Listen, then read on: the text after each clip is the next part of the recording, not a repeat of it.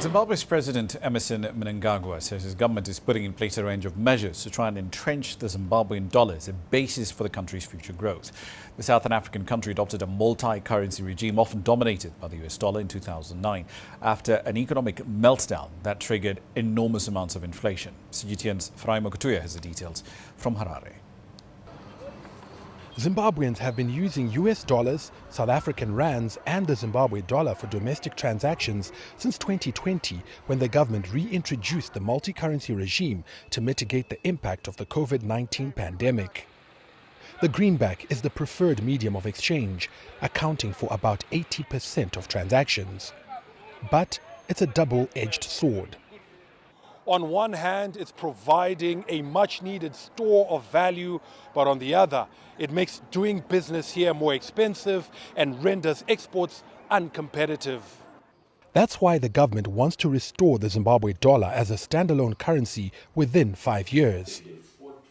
Business leaders concur and want a speedy resolution to the protracted currency crisis.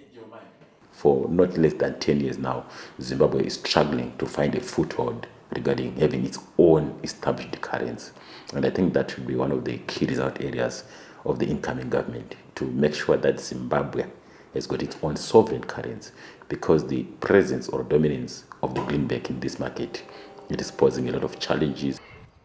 Feelings about the plan are mixed on the highly informalized streets of the capital. I think for me, it's a no. I want US dollars or rands only.